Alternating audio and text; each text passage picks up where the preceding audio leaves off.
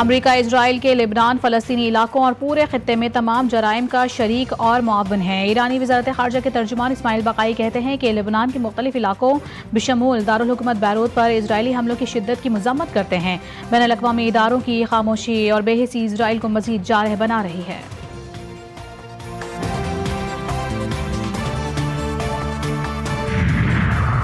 Dollar پر اب صدر Trump کی بھی تصویر ہوگی۔ امریکی ٹریجری سیکرٹری اسکاٹ بیسنٹ نے تصدیق کر دی۔ کہتے ہیں صدر ڈونلڈ ٹرمپ کی تصویر والے $250 کے نوٹ کی تیاری سے متعلق ابتدائی کام شروع کر دیا گیا ہے۔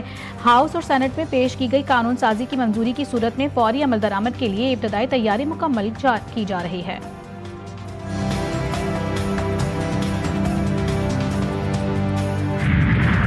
اور ایران امریکہ معاہدے کی امید، عالمی منڈی میں خام تیل کی قیمتوں میں کمی۔ برنٹ خام تیل کی قیمت $91.98 فی بیرل، WTI کی قیمت $87.25 فی بیرل پر آ گئی۔ ادھر پاکستان میں بھی پیٹرولیم مصنوعات کی قیمتوں میں کمی کا امکان۔ ذرائع پیٹرولیم ڈویژن کے مطابق پیٹرول کی قیمت میں $10 کمی متوقع ہے۔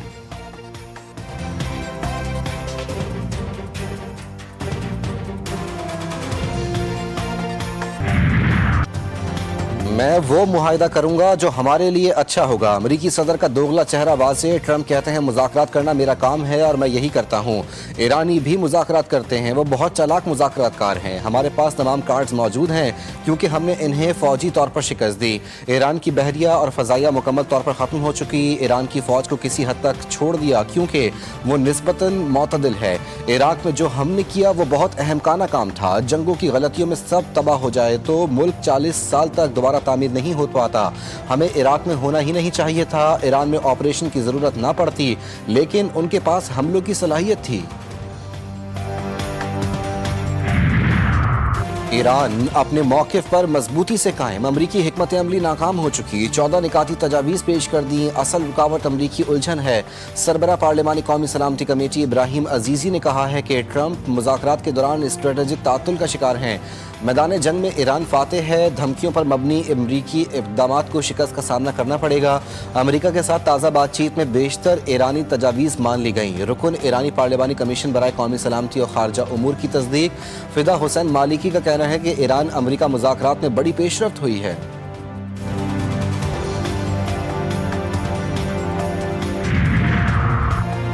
ایران امریکہ مذاکرات میں پیش رفت، 60 روزہ مفاہمتی معاہدے پر راضی۔ امریکی ویب سائٹ کا دعویٰ۔ وائٹ ہاؤس نے بھی مفاہمتی یادداشت اور جنگ بندی توسیع کی خبروں کی تصدیق کر دی۔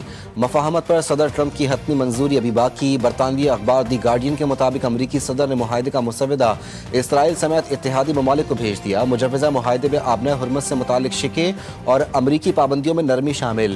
ایران کو منجمد $12 ارب کے اثاثوں تک رسائی دینے کی تجویز۔ چین اس معاہدے کی حتمی توثیق اقوام متحدہ سے چاہتا ہے۔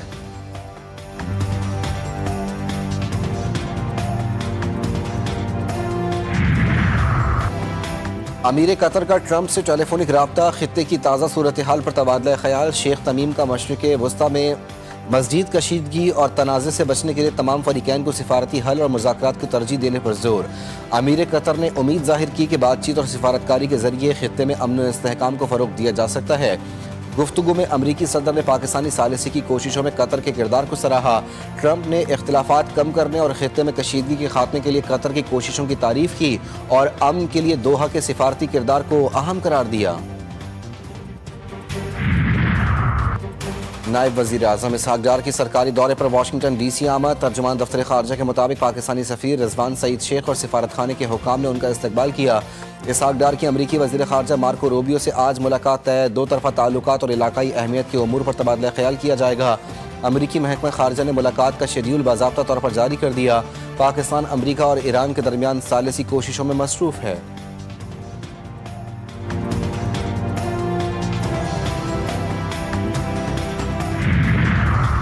امریکہ جنگ ہار کر نئی چالیں چلنے میں مصروف ہے۔ سپریم لیڈر مجتبیٰ خامنہئی نے ایرانی عوام کو خبردار کر دیا۔ مجتبیٰ خامنہئی کا کہنا تھا کہ امریکہ ایرانی عوام میں انتشار کے بیج بونا چاہتا ہے۔ دشمن ایک کے بعد دوسری سازش رچا رہا ہے۔ ایرانی عوام قومی اتحاد اور یکجہتی قائم رکھیں۔ امریکہ کو جنگ میں شکست ہو چکی۔ جنگ مسلط کرنے، اقتصادی دباؤ ڈالنے اور پروپیگنڈے کے بعد اب دشمن نئے منصوبے بنا رہا ہے۔ ایرانی صدر پاکستان اور ملائیشیا کے شکر گزار۔ مسعود پزشکیان کہتے ہیں ایران امریکہ اور اسرائیل کے ساتھ جاری تنازع کے خاتمے کے لیے سفارتکاری کا حامی۔ انہوں نے کہا کہ پاکستان نے معاہدے تک پہنچنے کے لیے اہم کردار ادا کیا، جبکہ ملائیشیا نے انسانی ہمدردی کا موقف اپنایا۔ ایرانی صدر کے مطابق ایران مسلم ممالک کے ساتھ تعاون بڑھانے کا خواہاں ہے۔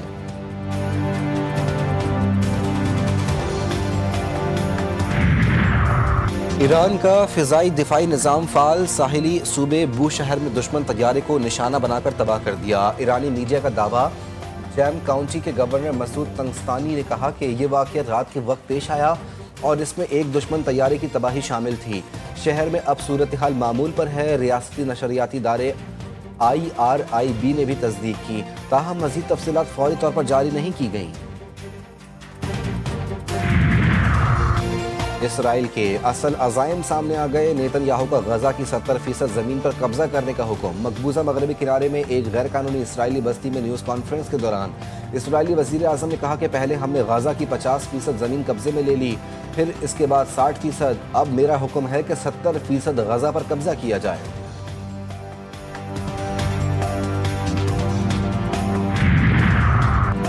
جنسی تشدد کے الزامات ثابت، اسرائیلی فورسز اقوام متحدہ کی بلیک لسٹ میں شامل۔ UN کی خصوصی نمائندہ برائے خواتین ریم السالم کہتی ہیں اسرائیل کو اس فہرست میں کافی تاخیر سے شامل کیا گیا۔ یہ اقدام اس لیے ضروری تھا۔ فلسطینی خواتین، مردوں اور بچوں کے ساتھ منظم جنسی تشدد کی آزادانہ تحقیقات کے بعد تصدیق ہو چکی۔ گزشتہ سال اسرائیل کو وارننگ دی تھی کہ اسے بلیک لسٹ کیا جا سکتا ہے۔ بیروت اور جنوبی لبنان پر اسرائیلی حملے، صہیونی ناجائز ریاست کے توسیع پسندانہ اقدامات قابل مذمت ہیں۔ ترجمان ایرانی وزارت خارجہ اسماعیل بقائی کا لبنانی حکومت اور عوام کی حمایت کا اعلان۔ اسماعیل بقائی کا کہنا ہے کہ لبنان کی عزت، استقلال اور حاکمیت کی بھرپور حمایت کرتے ہیں۔ اسرائیلی جارحیت کے خلاف لبنانی عوام کے ایران کے خلاف امریکی جنگ، نیو یارک میئر کی شدید مذمت۔ زہران ممدانی کہتے ہیں ایران کے خلاف جنگ عوام کی مرضی کے بغیر شروع کی گئی۔ امریکی فوجیوں سمیت ہزاروں افراد جان سے جا چکے۔ جنگ کے باعث امریکہ میں مہنگائی بڑھی ہے، عوام پر معاشی دباؤ میں اضافہ ہو گیا۔ ہزاروں افراد جان سے گئے جبکہ امریکی فوجی اپنی زندگیاں کھو بیٹھے۔ اقوام متحدہ کے امن مشن میں پاکستانی خدمت کا عالمی سطح پر خراج تحسین۔ عالمی یوم امن دستہ 2026 پر پاکستان کا بلو ہیلمٹس کو سلام۔ ISPR کے مطابق 1960 سے اب تک 2,37,000 سے زائد پاکستانی خدمات انجام دے چکے۔ 183 اہلکاروں نے جام شہادت نوش کیا۔ جدید جنگی حالات میں امن دستوں کو سائبر خطرات اور موسمی چیلنجز کا سامنا ہے۔ بڑھتی عالمی غیر یقینی صورتحال میں UN مشنز کا کردار مزید اہم۔ پاکستان اقوام متحدہ کے امن مشنز کے لیے اپنی بھرپور حمایت جاری رکھے گا۔ صدر مملکت کا پیغام۔ آصف زرداری کہتے ہیں امن دست تنازعات سے متاثرہ علاقوں میں انسانی امداد اور شہریوں کو تحفظ یقینی بناتے ہیں۔ UNMOGIP کی موجودگی مسئلہ کشمیر کے حل کی عالمی اہمیت کی عکاس ہے۔ قومی اسمبلی اور سینٹ میں آئندہ مالی سال کا بجٹ پیش کرنے کے لیے اجلاس کا اعلان۔ قومی اسمبلی کا اجلاس 5 جون کو طلب کر لیا گیا۔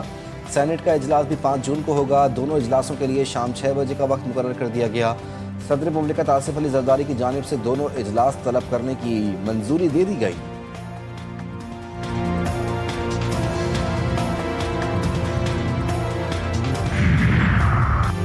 گلگت بلتستان میں انتخابی سرگرمیاں اپنے عروج پر پہنچ گئیں۔ GB اسمبلی کے حلقہ نمبر 2 گلگت میں پاکستان مسلم لیگ ن کے امیدوار حفیظ الرحمان، پاکستان پیپلز پارٹی کے امیدوار جمیل احمد اور استحکام پاکستان پارٹی کے مابین کانٹے دار مقابلہ متوقع۔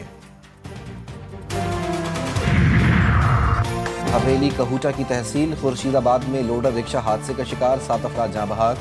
زخمیوں کو خورشید آباد سے کہوٹہ، راولہ کوٹ اور پھر راولپنڈی ریفر کیا گیا مگر جاں بحق نہ ہو سکے۔ مرنے والوں میں ادریس، بلال، شہزیب، عاقب، وقار، ریاض، عمر اور فیصل شامل۔ کراچی کے لیے پانی کا مؤثر انتظام اور شفاف گورننس ناگزیر۔ اسٹریٹجک منصوبوں کی بروقت تکمیل کو ہر صورت یقینی بنایا جائے۔ وزیر اعظم کی ہدایت۔ شہر قائد میں پانی کی فراہمی اور انفراسٹرکچر منصوبوں پر اہم اجلاس۔ مراد علی شاہ کی ورلڈ بینک کی کنٹری ڈائریکٹر بولوراما سے اہم ملاقات۔ منصوبوں کو مقررہ وقت میں مکمل کرنے کے لیے سندھ حکومت بھرپور تعاون کرے گی۔ K4 منصوبہ کراچی کے مستقبل کے پانی کے تحفظ کے لیے انتہائی اہم ہے۔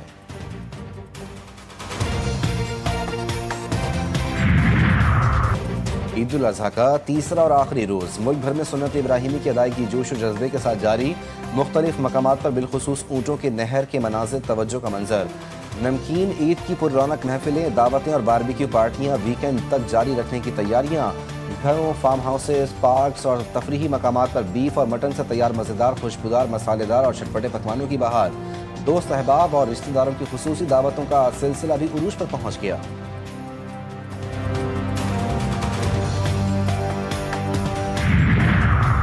عید کے تیسرے روز اسلام آباد میں سیاحوں کا رش بڑھ گیا. شہریوں کی بڑی تعداد نے فیملیز اور دوستوں کے ہمراہ پکنک پوائنٹس کا رخ کر لیا.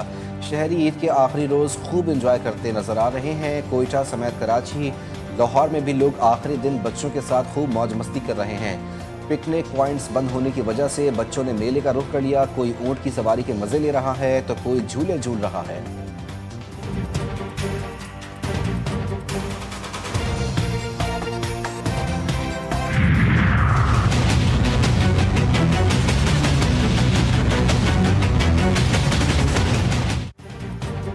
قربانی تو ہو گئی لیکن صفائی نہ ہو سکی. کراچی علائشوں کے ڈھیر تلے دب گیا. ملک کو 70% ریونیو دینے والا عروس البلاد بے یار و مددگار. سندھ حکومت اور بلدیاتی ادارے خواب غفلت میں. دوسری جانب ستھرا پنجاب کے تحت لاہور میں صفائی زوروں پر پہنچ گئی. انتظامیہ نے شدید گرمی کو شکست دے کر پنجاب کی سڑکوں پر چونا بچھانے کے ساتھ ارکے گلاب کا چھڑکاؤ بھی کیا.